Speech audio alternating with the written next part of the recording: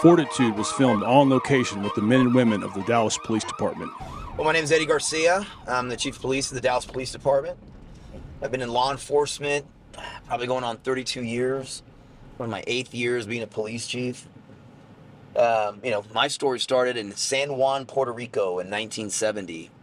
My dad at the time worked for Pan American Airlines, and he had some relatives that lived out in California, San Jose, California, and he ended up coming out there, came back, got us, and I make a joke about this all the time because I'm one of the few Puerto Ricans that bypassed New York City and went directly to California.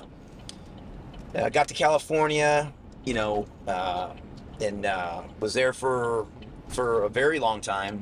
I was lucky enough to get hired by the San Jose Police Department there when I was 21 years old, back in 92, long time ago. I'm old.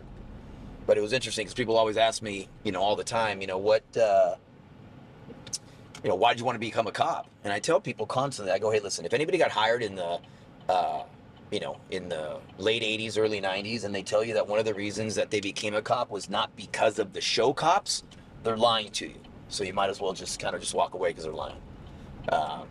And so that's true for all of us old heads that have been doing this job for a long time. And it was really the excitement of the job, helping people put the bad guy in jail. And it was really attractive. It was really something that was really attractive. I was a baseball player in high school and in junior college. And so doing stuff differently, or doing stuff that was exciting always, was something that I wanted to do. And so, luckily for me, I'm bilingual in English and Spanish. And back in California, in the early 90s, man, I tell you, if you spoke Spanish, had a clean criminal record, and had a pulse, odds are you'd get hired in public safety because there was a definite need to be able to speak the language. I remember nights being in San Jose that, I didn't speak English. The only time I spoke English was in briefing or in detail, and it was just constantly call to call to call with such a beautifully diverse community that we had in San Jose, very similar to what we have here in Dallas, that, that it was so important. It really helped people solve their problems, put them more at ease, and it helped us put criminals in jail and get them off the street, which is what the community wants us to do. And so, was in San Jose for almost 29 years. In that time, I worked patrol, I worked street level narcotics, I was on the SWAT team, I was a sergeant, I was a homicide investigator as a sergeant, and I was an intel commander, and we did fugitive apprehension. I mean, I always say this, I'm a cop first and a chief second. And I just did a podcast about a week or two ago where at the end of the podcast, the guy that's doing the podcast goes, Chief, there he goes, boss, you are an old street cop masquerading as a 4-star chief. And I'll be honest with you, to date, I think that's the best compliment I've gotten. But you know what? The job's been fun. It's been enjoyable. I was a chief in San Jose for about 5 years. And then, this opportunity came up.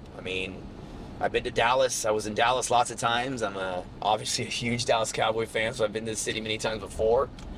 And I remember thinking to myself, like, hey, if I was almost like in 2020, around 2020, 2019, I remember telling one of my buddies that was the chief of Charlotte Mecklenburg at the time, Kurt Putney, and I said, hey, you know what? If that Dallas job ever opens up, that's something I'd be interested in.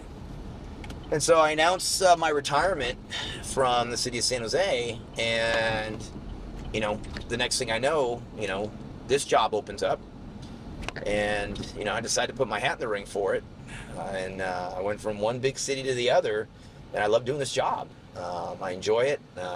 It's a constant grind. It's a day and night siege, and it's not easy. There's no lights at the end of the tunnel. There's only other tunnels, but you're here for your community. You're here for your amazing men and women that work extremely hard and need someone to fight for them. And that's what I want to do. I want to work hard for the community. I want to work hard for my honorable men and women that do this job so honorably, that would lay down their lives, as has been proven here in Dallas, to protect this city. And they need someone to champion them. And I want to do that. I want to be that person.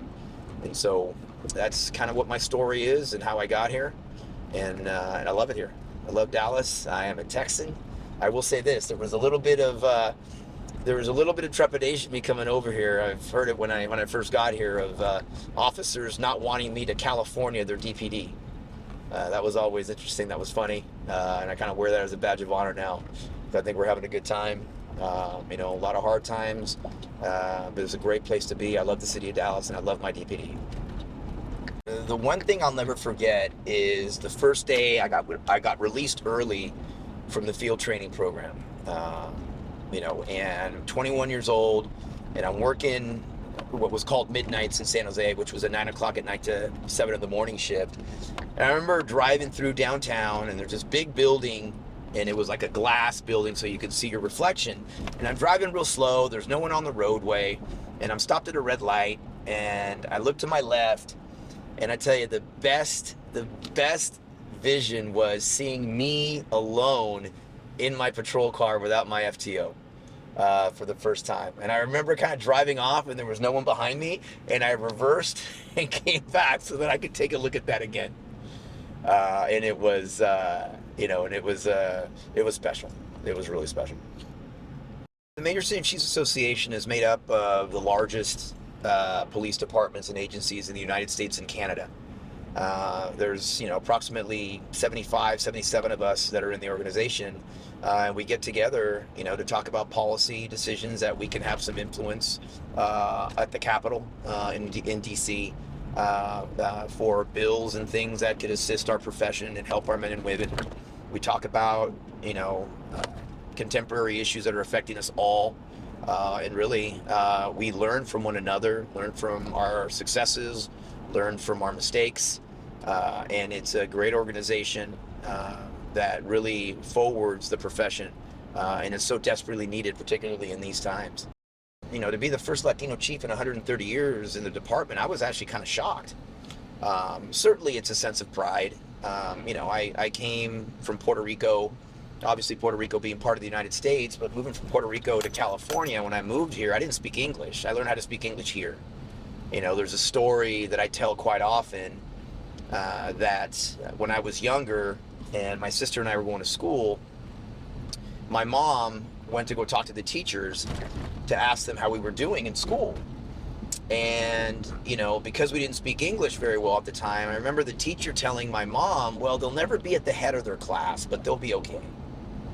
And when I first got promoted chief in San Jose, I remember being there in a very crowded council room as I was taking my oath and, getting my stars and, looking at my mom, and I told that story to the crowd with my speech. And at the end of it, I told my mom, hey, Mom, I think we made it to the top of the class then.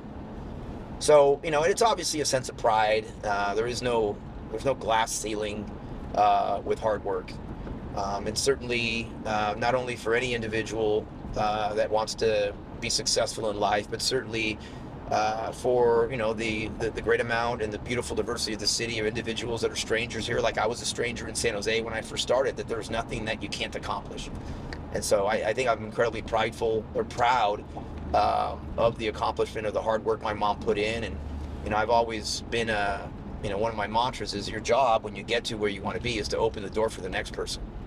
And really that's what I strive to do, is to open the door for the next person. I'm not going to be doing this job forever. In this line of work, it's better to leave the party early than leave the party late. I'm not power drunk. I had 4 goals when I came to the city of Dallas, and the 4 goals were reduce violent crime, increase community trust, increase department morale, and to ensure that the next police chief for the city of Dallas comes from within the department.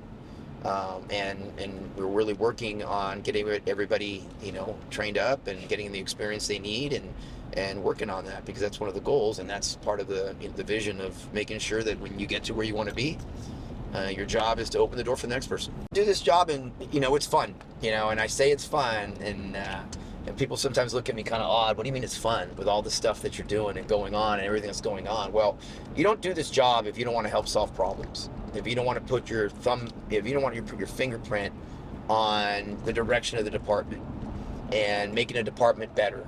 I wanted to make the department better than when I got here, and the next chief that takes over after me wants to make the department better than I was. And if they don't want to do that, they're not the right person for the job. And so I'll keep doing this until it's no longer fun. I have to look at myself in the mirror every day. And you know, if there are days that I cannot look at myself in the mirror for certain reasons, for whatever those would be, then that might be the time to go. But right now, you know, I'm loving my city, I'm loving this department, and I'm having a great time.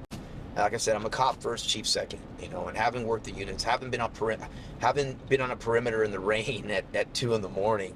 You know, being an individual that's interviewed a homicide suspect and gotten a confession. Being a SWAT officer that's done an entry on a violent suspect, you know, doing fugitive, whatever. Like, I remember that. I remember that stuff like it was yesterday.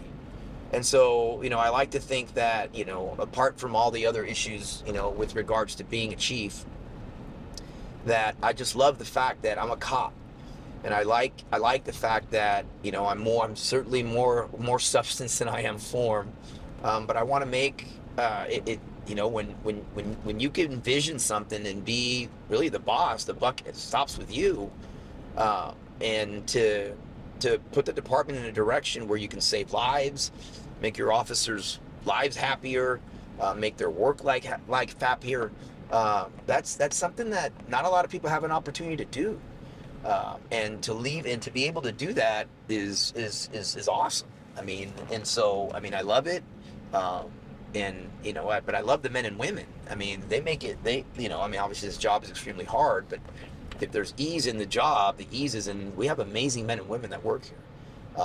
And incredible command staff. And it's just enjoyable to be able to set a direction, particularly in such a large city, such a beautiful city, such as Dallas, to set it in the right direction. And that's huge, man. That's awesome. We need to grow as a department. There's no question about it. You know, we probably need about, you know, at least 400 to 600 more officers in the city. As the city's grown, we have not grown with it. So we need to grow. We need to grow as a department.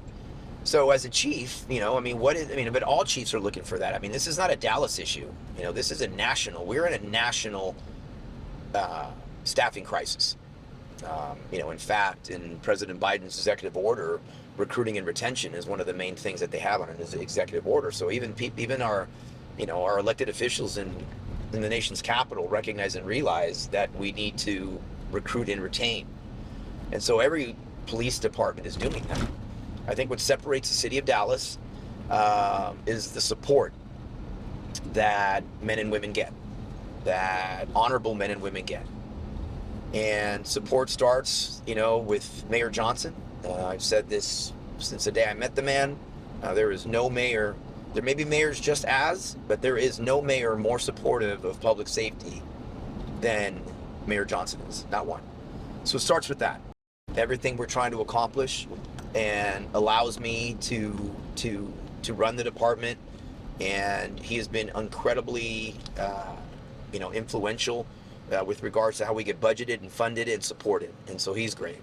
I have you know, and I'm not just saying this because there's been times where this hasn't been the case in my lifetime, but I have a tremendous city council that supports the mission of the department.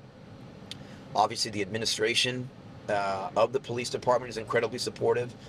We tell our men and women, we want you to be honorable, we want you to be professional and just, but it is okay to be a police officer again, because that has been lost. To be a good police officer, because our communities do not just want to see us in a moment of crisis, but at the same time, our communities are demanding us to keep their streets safe and to take the criminal element off the streets. And not only is it okay to do that, but it is our duty to do that. And we need to do that professionally. And we send that message loud and clear to our rank and file. And so I say all that because unfortunately, those elements don't exist in every major city. That support does not exist in every major city. And as these young men and women are kicking the tires of organizations and departments of where they feel they want to risk their lives for, I hope it means something to know that, you know, when you come to the city of Dallas, I will show you a city that supports you. I will show you an administration that supports you. And that's important. I don't think that's ever been lost. And so, you know, that's our pitch. I'm sure there's other tremendous chiefs, obviously good friends with Neil Noakes from Fort Worth, and I'm sure he follows the same type of mantras. But those don't exist everywhere, and so we're going to try to do that, to continue that. Our city council has given us the ability to recruit 250 officers this year, and we're going to do our very best to get 250 officers this year and continue to grow the department. And so our work is not done with that. There's things that we have to do internally. Also, it's not just about the money. The working conditions of men and women is extremely important as well. We just started piloting. We just piloted a 410 work schedule in one of our larger stations, which we believe will help not only in the wellness of our officers and making their day-to-day working conditions better, but also in recruitment. I'll remember in 1991 when I was applying to the San Jose Police Department, there's two things that my recruiter said to me. Number one was retirement, was a good retirement, and number two was you work a 410 patrol schedule. You have 3 consecutive days off, and that was said to me in 91, and it still holds true nearly 32 years later. And so we're hopeful that we're going to be able to roll that out citywide here shortly. And those are the type of things that we have to think about internally as to how to make our working conditions better. We started a wellness program in our department where we, obviously all of us are dealing with staffing shortages, but it was so important to me to ensure that our men and women know that we care, that we truly care, that we want them to be healthy. We know things that they affect their work lives, affect their personal lives, and it's a vicious circle. And so we need to ensure that our men and women have the resources available to them to fix what ails them. We talk about officer safety, about the physical part of officer safety, but we seldom think about the officer safety part as it pertains to mental health. And we're really trying to push that here in Dallas with this department. And, I say this often, but you can talk about wellness all you want to, but if you don't dedicate resources to that cause, then it's really hollow. You really don't believe in it. Obviously, we have about, I think we have 7 or 8 people in that unit right now. I certainly can use 7 or 8 people out in other parts of the department, but nothing is more important than the wellness of our officers. And so we started that program. We started an alcohol rehabilitation program for our officers, whereas if an officer comes forward before they get in trouble to say they have an issue with alcohol, we'll put them in a 30-day in-house rehabilitation program. They'll be placed on paid leave as they go through it. And when they graduate from that program, it's no questions asked. They go back to where they were working so long as they hadn't gotten in trouble before. I think we have our 13th officer or department member in that program. There are 2 individuals that successfully passed that program that have since been promoted to sergeant and lieutenant. I'm very proud of them. I'm proud of them for coming forward. I'm proud of them for trusting the department. Let's face it, I'm proud of them for trusting me because I know there was a lot of distrust. There's always distrust in everyone's 6th floor, which is what we call where the chief's offices are. And it's our job really to prove to our men and women that we can't be trusted. That's our job. It's not their job to trust us. It's our job to ensure they trust us. And we have to do those things to gain their trust. And those are the things that help build a department and build the strength of the department. I really believe in that. In the city of Dallas, when I first got here, the one thing we needed to do is reduce violent crime. As I always say, when in the reduction of violent crime, though, when we talk about that, and I say this all the time, listen, police departments are the fever reducer. I don't care what city you're in. We're the fever reducers. We're the Tylenol, we're the Advil that you take to reduce a fever. We're not a cure to the illness. The cure to the illness revolves around poverty, joblessness, family structure, food deserts, and education. And we need to ensure that, our communities know that we don't think of ourselves as the cure to the illness. We need to work this together. We need to reinvest in people and places. There's no question about it. And we need to continue to do that. But obviously gun crime was a major factor. Developing a crime plan with criminologists was something that was incredibly important to me. Matter of fact, we're almost coming up on 3 years. Matter of fact, it was actually 3 years this month that I started working with the criminologist to come up with a plan. as I was knowing that I was going to be being in the process to be the Dallas chief. And as we go through that and we look at the issues that hit us, right? We look at the violence in the area and our goals to reduce violent crime. I mean, obviously we've reduced violent crime actually this is going on the third year in a row of reduction of violent crime in the city. Our murder rate is up a little bit this year than it was last year at this time. One life is too many, there's no question about it. But our gun crime is down. Our aggravated assaults, or AKA attempted murders, are down almost over 700 in the city. And so we look at the direction that our gun crime's headed, and it's going in the positive direction. We look at the direction that our aggravated assaults and robbery is going, and it's going in the right direction.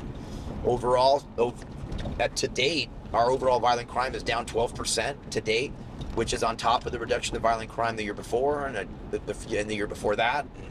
And so, we see those issues, but again, that is the fever reducer, right? I mean, we need to reinvest in people and places, and I've said this to people constantly, but hey man, there's areas in our city that look hopeless.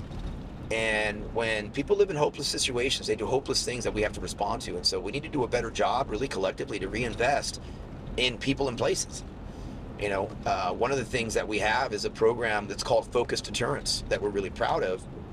And what Focused Deterrence is really getting a group of individuals that would otherwise be in a life of violent crime and giving them two messages. Number one, that we're not going to tolerate violent crime, and we're going to do everything in our power to ensure that you're not hurting our community. And we'll use every tool we have, our district attorney's office, the men and women of the Dallas Police Department, the U.S. Attorney, the FBI, DEA, ATF, you name it, we will use it. But then the flip side of that is, but if you need help, if you need a job, if you need job training, if you need education, if you need to get your driver's license because you just got out of prison, if you need to establish credit because you got out of prison, we want to help you succeed. Because if they don't succeed and they go back to prison, it isn't going to be because they spit on the sidewalk or ran a red light. It'll be because someone else in our community has been victimized. And so we want to help them succeed. We just had a call-in session recently, a couple months back, where we invited about 25 individuals. Actually, we invited about 30 individuals. The 30 individuals we invited, these were not individuals that had committed petty theft or shoplifting. These were individuals that were shot callers in the city of Dallas. Individuals awaiting trial for shootings, individuals that have been rearrested, gang members, probation, parole for violent offenses, you name it. And we invited them. About 26 of them showed up. Of the 26 that showed up, 20 of them have taken over 100 services that we've provided for them. And this was about 4 months ago, and to date, not a single one of those individuals that took services has committed another gun-related offense in the city of Dallas. That's the start of reinvesting in people and places, and that is when you talk about the cure, that's what leads to the cure collectively and together. There was one individual, and these programs, and this next story will bring light of it, this program is not just for the individuals, for their family members as well. So one individual, the day before, he showed up to the call-in session, didn't take services, but showed up to the call-in session. The day before, this individual commits a home invasion robbery of a 60-year-old male. And the warrant came out a couple weeks later. So we kept our first promise with this individual and arrested him. Now, this individual is probably looking at some serious federal time. But my lieutenant in charge of Focused Deterrence went to go talk to him while he was in custody. And obviously the individual was not happy to see us as the lieutenant was talking to him about the programs and things that are available to him. But midway through the blank stare, my lieutenant says to him, "But what about your 1-year-old? What about your girlfriend?" And the individual in custody starts getting emotional and says, "You know what, my baby needs diapers. My girlfriend needs help." And my lieutenant said, "We can help him. We can help her." And it's important to us. It's important to me because, you know what? If by helping her, she doesn't do something that can ruin her life, If by helping that 1-year-old, he does not get on a conveyor belt so that he doesn't end up like his father one day, that's part success. It's unfortunate that his father made the mistakes he made, but if we can help that 1-year-old, we're going to help that 1-year-old, and that's important to us. That is reinvesting in people and places. That is recognizing that we are not going to arrest our way into a safer Dallas, and that we need to roll up our sleeves and work collectively with our community, our service providers, and the individuals that want help. If you want help, we got help for you. But as my good friend Anton Lucky says from Urban Specialists, sometimes people need prison ministry. And if people don't want to listen, if they don't want to heed what we're trying to say, and if they want to hurt our community, we're good at what we do. And they're not going to like the outcome of being taken away from friends, family, and their city. But the general mantra is we cannot have our community just see us in moments of crisis. So, really our goal is to ensure that our community doesn't see us in moments of crisis. So even in our crime grids that we have in the city of Dallas, as hard as my SWAT teams, my gang units, my robbery detectives, my SWAT teams, you name it, are working to take the criminal element off of our streets, our community affairs division is working equally as hard to ensure that our communities don't see us in a moment of crisis only. And so being out, being present in our community, going to community meetings, talking to our residents, telling them our story and what we're trying to do, holding ourselves accountable as a department, being transparent, those are things that we strive for. Because again, we have to ensure that our neighborhoods just don't see us in a moment of crisis. And so, we're present in most things. There's programs, that we have with our neighborhoods. We're out in our communities. I'm out. I'm not a stay in the office chief. There is not a neighborhood impacted by crime in the city of Dallas, regardless of language spoken, racial makeup, or economic status, that I had ever heard the words, "We want less of you," on our streets. And they want us to be professional. We need to be. They want us to be better. We need to be better as a professional. But our neighborhoods have never wanted us to go away. And that's a precious gift. I tell my men and women that's a precious gift. Because unfortunately that doesn't exist everywhere.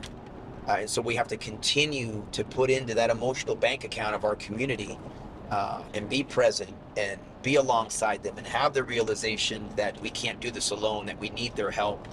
Understand the plight, understand the areas in our city that have not been invested in or reinvested in, and having that understanding and work alongside them with our council members, with our mayor, with our city manager, to ensure that we reinvest in places and that we know what the root cause of violent crime is, and work collectively for that cure. And we say that as loud as we possibly can to our neighborhoods and our community, because it's incredibly important.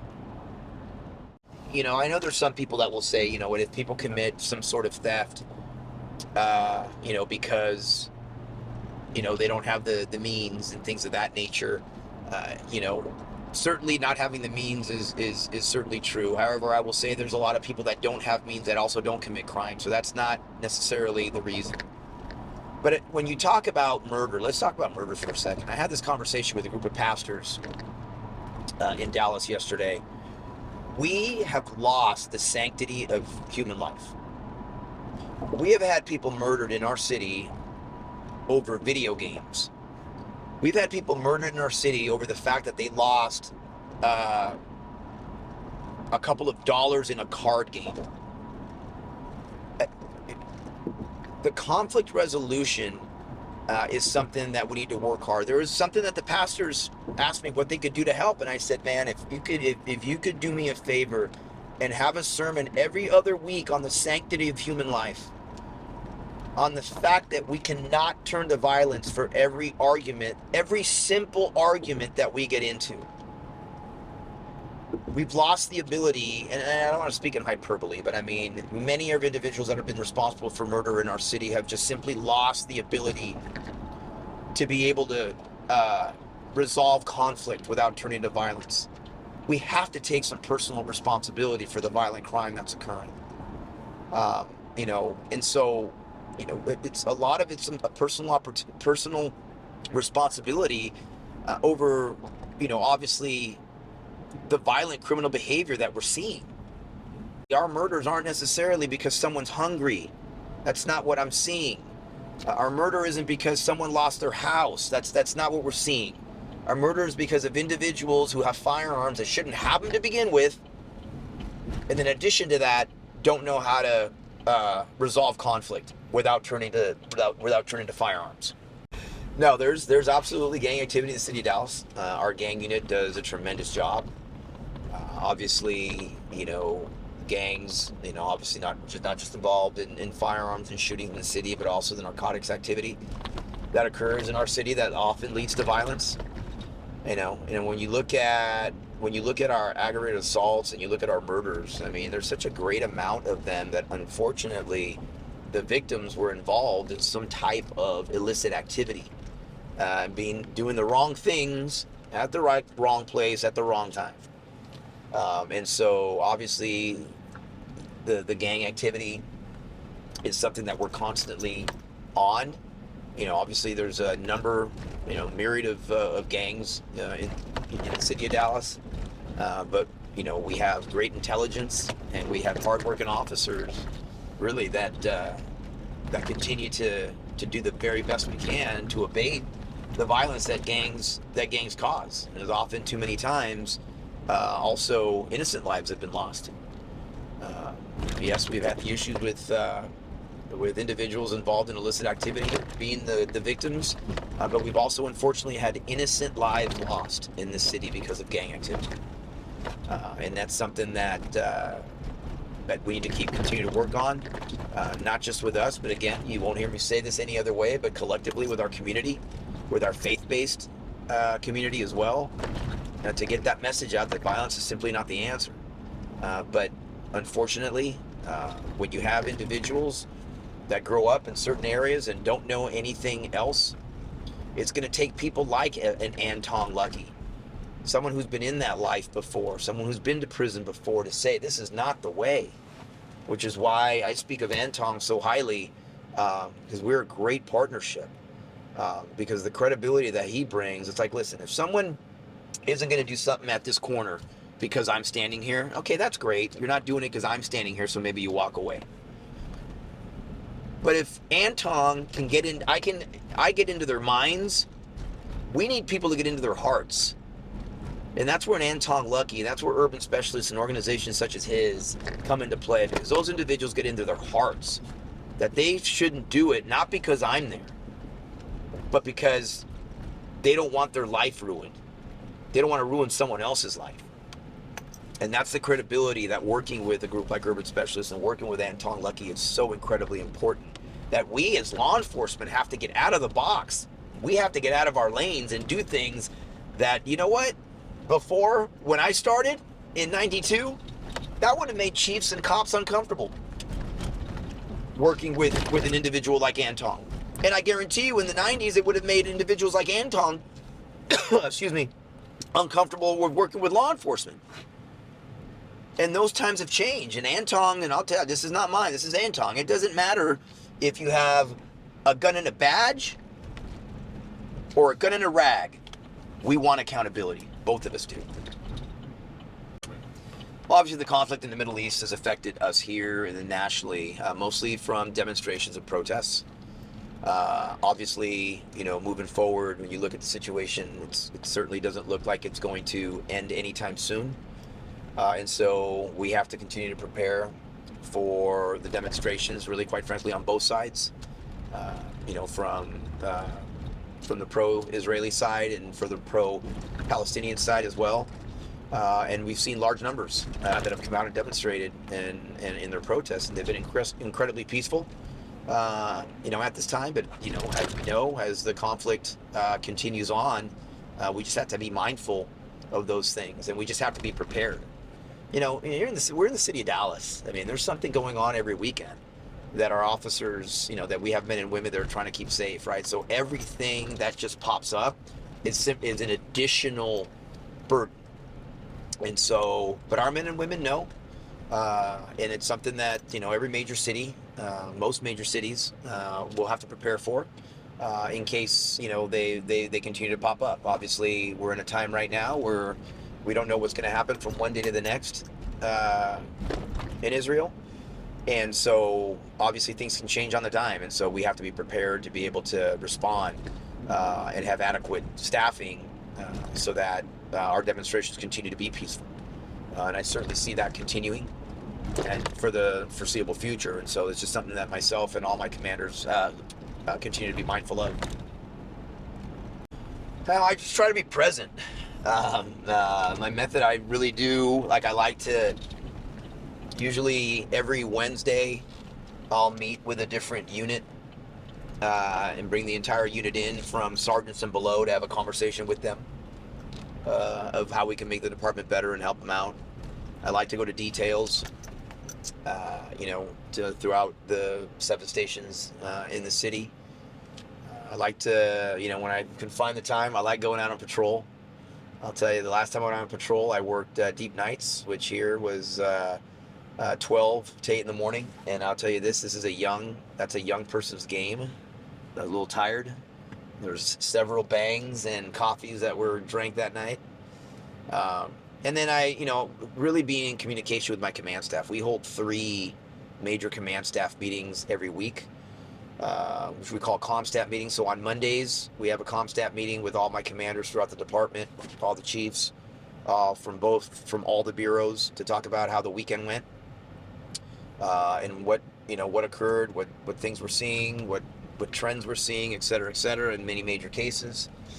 And then on Tuesdays, we have another ComStat meeting to just talk about gun crime and just talk about the shootings that had occurred that week, and to see, we do that with the ATF, to see if there's any trends or things of that nature. And then on Fridays, we have another ComStat meeting that resembles the one we had on Monday, but this one is to discuss how the week went and what's going to be going on in the weekend and how we're preparing for that. So we have a lot of communication with staff, a lot of messaging that occurs, and I think and people know that that we're very responsive as the chief's office. I have a tremendous team in the chief's office, and we try to stay on top of everything. Obviously you have to delegate a lot of things, but the communication, we have a lot of communication with the department, and it's not via Zoom. It's face to face. Most all of it is face to face, and that's something, quite frankly, that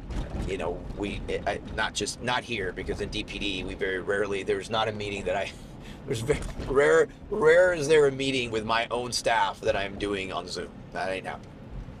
And so our communication is pretty clear, and we do a lot of it.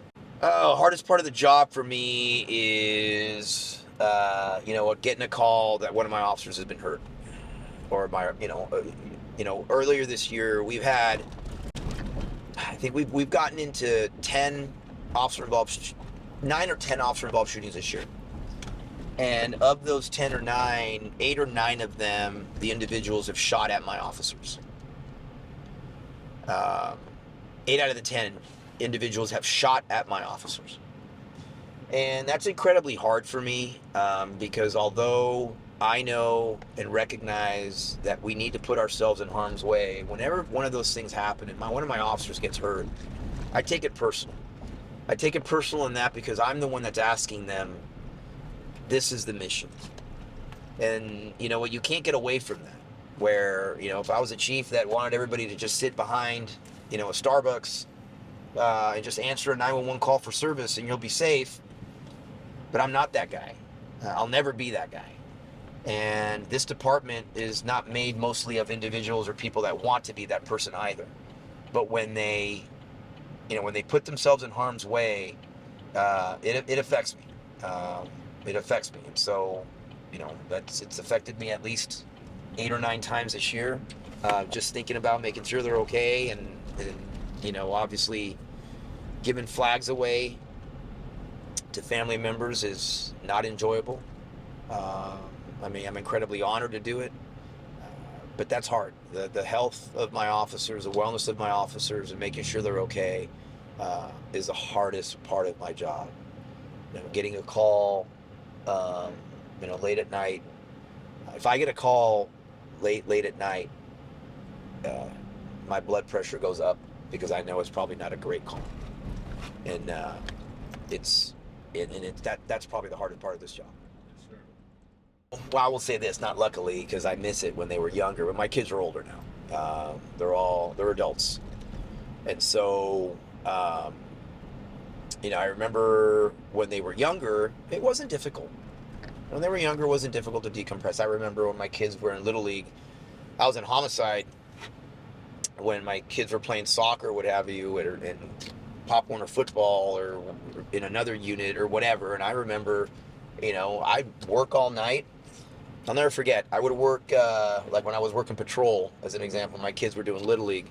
I would work all night, get off at 7, get home, had a 9 o'clock game, stay awake, grab the bat bag, everyone get in the car, and my two boys all had games throughout the day, so I might have had a game at like 9:30, and the other one was at 1:30, and be at the field all day, come back home, have a barbecue with all our friends, and not sleep all day. And it sounds crazy to some people. That was fun. I mean, I would not go to sleep all day, but it was so enjoyable. That was my release. I was able to disconnect because my kids were so active and because I was active in there. So I was coaching them also on top of these things. And so being involved really helped when they were younger. It helped me disconnect. It was not difficult for me. I know it's difficult for some, certainly. And in the units I worked, there was a lot of, obviously major cases and things, and particularly in Homicide. But it was funny, it's not funny actually, but in Homicide, the toughest cases when I was in Homicide were the ones where, when I was in Homicide, we would investigate obviously all murders, but we'd investigate baby deaths as well. And the investigation of baby deaths were the worst. I mean, they were horrible, just horrible. And my partner at the time, I had 3 kids. My partner had 4, and I'll never forget the way we coped is we just went home and hugged our kids. And that was our coping mechanism. And so if anything, man, my kids helped me get through it. It wasn't about me being able to disconnect. They helped me disconnect. They're the ones that helped me get through the hard times. I try to stay as steady as I can, obviously, and on this job, I mean, there's annoying things that happen from time to time when things aren't done the way you want them to be done. But the way I basically, I try not to panic on things, and I try to think things through. I do try to think outside the box. But I mean, it's one of the things, like, I'm not a new chief. I've got 3 years in Dallas, but, I'll now be, I've been a police chief for a major city since 2016. And so, like, I guess I'm able to slow things down maybe in a way where others who are probably newer in their positions may not. But it's not because I'm better or smarter or whatever. It's just because I've been doing it for a little bit. And I've been able to, through the years recognize, in the 7 habits of highly effective people, what to put in what quadrant. What's important and urgent, but what's important but not urgent, in those type of things, right? To help, and so, I like to think I am, obviously from time to time, you gotta, listen, as a leader, sometimes you gotta be diplomatic, or sometimes you gotta be, democratic, and sometimes you gotta be autocratic. And any leader has to be able to do both well. But I think I operate in this zone. This is my operation zone, and then things go from there. When I was younger, where was I? I was like 12, 13. I think 12 or 13. So my father was a truck driver, and he left one day and never came back. And my sister was in college. And, my mom and I, we lost the house. She lost the house and lost one of the cars. And, we were living in hotels for a couple days, right? And I'll never forget, my mom was always walking around with an iron. And I look back on that so fondly on it because it's like, thinking from my mom, her husband just left, left her with the kids. She lost the house, lost the car, but damn it, she was not going to have her kids in wrinkled clothes to go to school. You know, she found us a place to live. My sister came back to live with us for a little bit. It was a 2-bedroom apartment, and she slept in the living room, on the living room floor, so that my sister and I could sleep in bedrooms. And you know, she could have very easily taken one of the rooms and had my sister and I, you know, share one room. And no, she didn't do that. I mean, she worked 2 jobs. She worked as a maid, and she worked at Burger King. I mean, and then goes to church probably daily, if not hourly. God-fearing, God-loving woman. Never, ever have I heard her complain. Ever have I heard her cry about my father leaving. Never have I heard her complain how she had to sleep in the living room floor alone. Never a complaint from that woman. It was the hardest working woman ever. So yeah, I mean, I don't know how I look like that. She's not my hero. I mean, when I get tired of something, I laugh, I scoff as to, you know, my mom, you know, we like to think we're all big and strong and we work out and this and the other. My mom is stronger than anybody I know. Well, you probably know my favorite artist is Bad Bunny. Obviously, we share the island in common. But I do love hip hop. I like to work out. I just got a Peloton tread. I got a Peloton bike. I got a Peloton tread now. So I'm gonna become a little bit of a runner now. So I'm excited to do that. But that's kind of like a stress relief for me. I wake up very early in the morning, get those things, bang those things out before I get to work. Love going to my Cowboy games. You know, that's awesome. You know, but I will say this, I got to get better at it. I'm not going to lie to you. I need to take more time for me. There is no question. I'm a little bit of a workaholic. I'm a little bit of FOMO, of fear of missing out when I'm not here. I need to get better at it. I need to take time for myself. And that's something that, you know, it's kind of a point of emphasis. My son got married early in the year, and so I was kind of put everything off for a few months, or or last month actually. So I was putting some things off, you know, until that happened and get that passed, you know, for all the stuff that was going on there. But I need to do more things. I need to do more things for me in my time off. So that's certainly something that I got to do. All right, the best day of my life. I almost lost my oldest son, who just got married. I almost lost him in 2016. He had an infection in his spinal cord, stopped breathing, was paralyzed. The works. He got recruited to play baseball at the University of Kansas. And I was at Stanford Hospital one day, and when we took him in, as a matter of fact, it was Easter that we took him into the ER, and then eventually headed to Stanford at the PICU. And that night was the worst night ever, because he was intubated. He was unconscious. Obviously couldn't breathe, so he was intubated, unconscious, paralyzed. It was the loneliest place in the world. I remember curling up outside in a ball. I mean, it was the loneliest night ever. I came in at one point. It was probably, I don't know, 2 a.m, and there was, you know, Stanford at the pediatric, Stanford at the PICU at Stanford. Stanford's a training hospital as well. So there were these residents that were coming in and out, and I remember asking them, you know, and I was an idiot because how would they know? But I'll never forget asking them, hey, is my son going to live? And they couldn't tell me. And that was the worst night ever. Fast forward, you know, they thought he had gotten a spinal stroke. They said to me that he'd never be able to walk again. And a doctor came up to me, I'm in the hallway, and said that they wanted to try some experimental thing on him. And she said to me, we don't think it's going to work, but we're going to give it a shot anyway. So I said, well, give it a shot. And they give him the medicine, and the next day,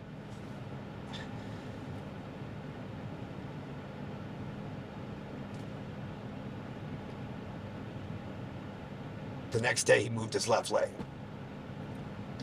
And from there, the recovery started. So I would say that moving of the left leg was probably the best moment of my life.